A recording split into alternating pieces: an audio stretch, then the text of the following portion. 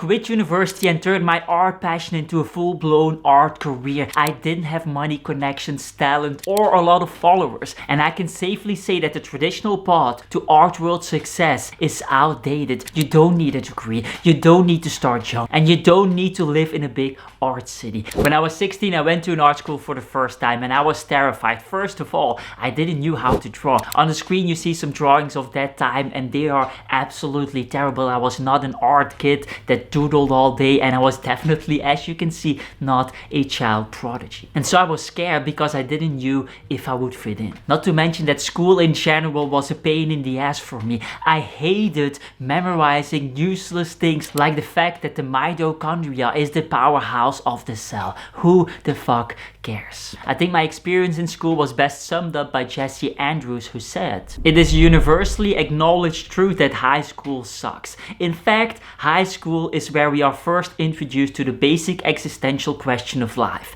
How is it possible to exist in a place that sucks so bad?" And before I knew it, I was graduating with a final project I was very proud of, a watercolor after a famous oil painting called The Isle of the Dead. This is actually one of the problems with schools in general. By the time you make some real progress and have to push through, it's time to graduate. Naturally, I went to university to study art history, and during that time I realized my drawing skills needed some serious upgrading. And so what I did was I went to live nude drawing sessions where I had to draw in 30 seconds and 60-second time frames, and I thought this would be very easy. My first nude drawing sessions, however, looked like a potato on spider legs. The teacher said, "Wow, Dries, this looks very interesting," which is art speak for "Wow, Dries, this looks absolutely terrible." These drawing sessions humbled me a lot and taught me the importance of constantly challenging yourself as an artist. It quickly became clear, however, that the university was not going to teach me anything. They would not teach me how to become an enjoyable person, how to make money, or what to say when your girl cheats on you with your best friend. And so I did what any sane person would do in that situation. I did not only quit university, but also my job and everything else in the process. Who needs a stable income when you have art? Well, apparently not me. There are only 3 problems. I didn't know how to make money from my art yet. I didn't have any money saved up to give it a try. And I also realized that I still needed to learn how to draw hands properly. And so an interesting question that we can ask ourselves is, how do you find the courage to quit everything when you don't have talent, you don't have an art degree, you don't know how to make money, and you don't even have money to give it a try? And the real answer is rather disappointing, actually. Someone just told me to do something reckless and make a change in my life. And I didn't want to disappoint my therapist, so that's what I did. On a serious note, well, the alternative was to get a corporate job somewhere without having a degree and slowly getting depressed because of the soul-crushing demands of that company, making someone else's dreams come true. And that just didn't really seem attractive to me. Jim Carrey has this beautiful quote: "I learned many great lessons from my father, not the least of which was that you can fail at what you don't want, so you might as well take a chance on doing what you love." This quote made a big impact on me, and on top of that, I also knew that my 20s were going to go away, and if there's a time to try it, it's in your 20s when you don't have a mortgage, you don't have kids, you don't have any insane commitments to follow up to. And then there's one question that we still have to answer.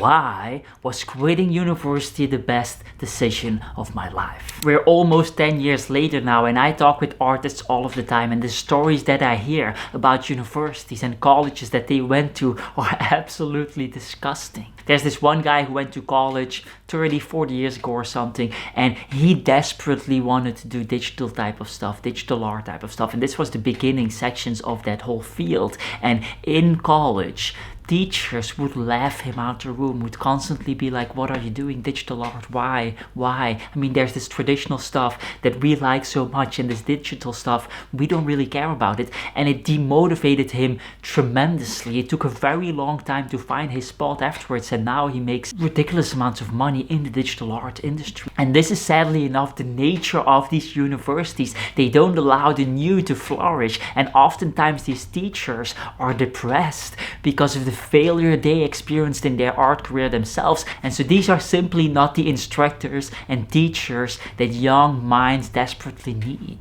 And this is nothing new. This has been going on for a very long time. Back in the days, I think it was 19th century or something, they invented oil paint in tubes. And so you could now take oil painting tubes and go outside and paint outside. The professors at that time would laugh the students out of the room who were doing that. Why would you in God's name do that? Why would you limit yourself like that in order to make lesser art? Well, the students who did that, who went outside in plein air, later became known as the Impressionists, and the professors were blatantly wrong as always. Today, students go to universities, experiment with AI art, and those same professors are laughing them out of the room. And this is obviously stupid because there will be artists who nail the AI art movement and will be known for that. I don't believe that you need universities and colleges. I believe that you can learn the craft online, in workshops, through books,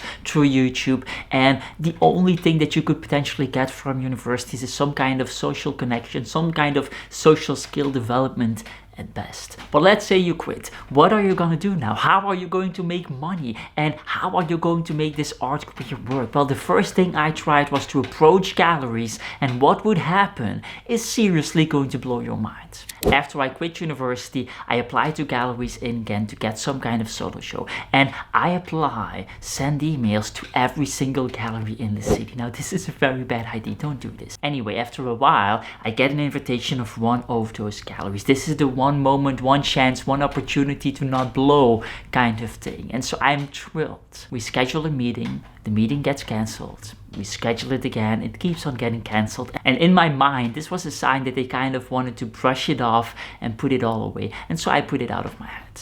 In the meantime, I'm still a starving artist that need to make money, and so I decide to rent out my car. I rented out several days for $150, and I felt honestly amazing. I felt like a landlord renting out things without doing anything, getting sweet passive income coming in. Amazing. There was one problem, however. Now I didn't have a car anymore to transport my art, which would not be a problem because they wouldn't call me back anyway. Several hours later, they called me back. We scheduled a meeting for the fourth time, and I went to car myself for, you guessed it, $150. And as I'm standing in front of the gallery ready to present my art, I get a call from the girl who rented my car. She lets me know that she crashed the car at 120 kilometers an hour. That's about 75 miles per hour.